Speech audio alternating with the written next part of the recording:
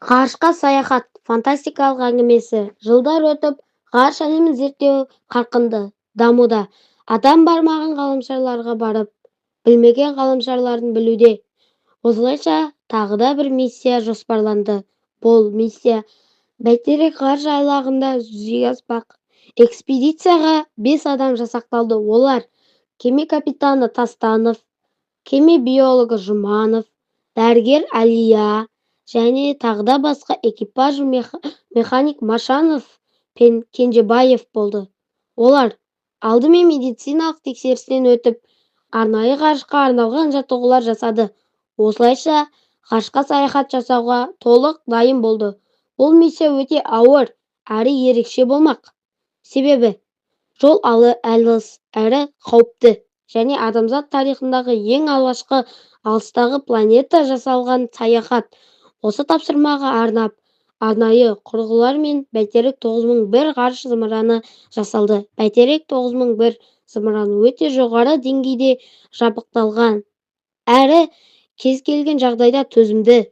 Бұл миссияға таңдалған ғаламшар Пи-52 ғаламшары таңдалды. Себебі оның құрылымы жерге ұқсас әрі адамға қолайлы жасалған, бірақ Пи-52 ғаламшары мен жердің арасы өте алыс. Сол үшін ғаламшар арнайы әдіс ойлап тапты.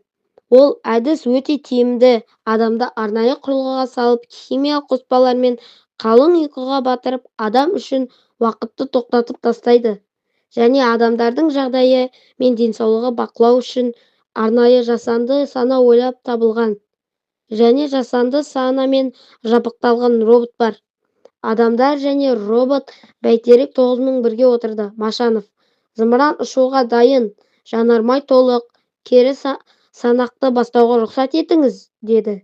Оған кеме капитаны Тастанов: рұқсат, кері санақ басталсын, дегені сол еді.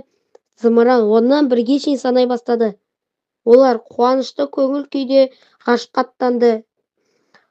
Кемедегі жасанды экипаж мүшелеріне ұйқы капсуласына жайғасыңыздар деп хабарлады.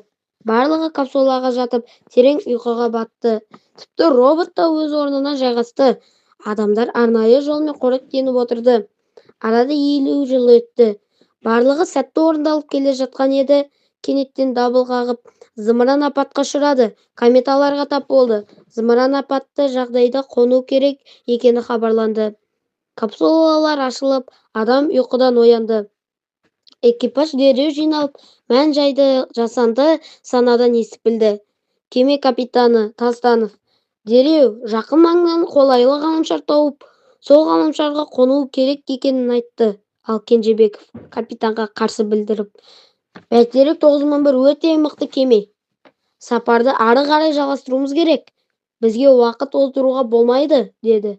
Оны естіген жасанды сана: жер кеменің беріктігі 80%, бізге қону керек, деп мәлімдеді. Амалсыздан Кенжебаев та оларға қосылды. Кеме капитаны жақын маңнан қолайлы ғаламшар табуға бұйрық берді. Арада сәл уақыт өткеннен кейін жасанды сана Корот 4T ғаламшарына анықтады. Кеме сол ғаламшарға бет алды.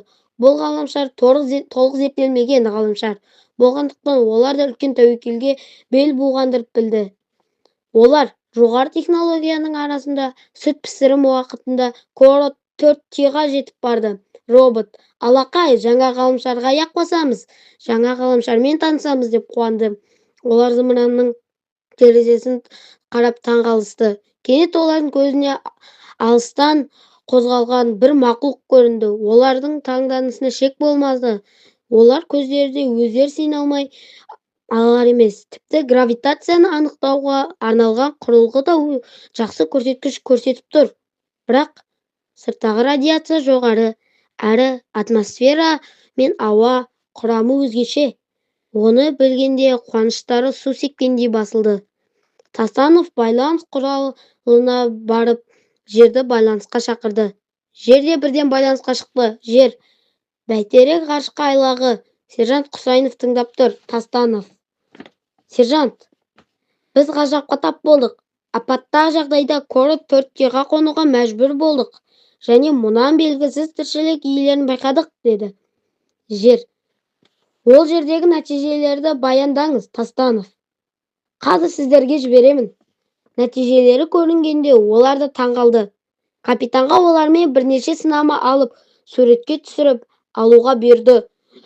Бірақ көп аялдамау керек екенін айтты. Себебі уақыт шектелуі. Алғаш болып экипаж да сыртқа шықты. Олар топырақтан және өсімдіктен сынама алды. Түрлі суреттер түсірді.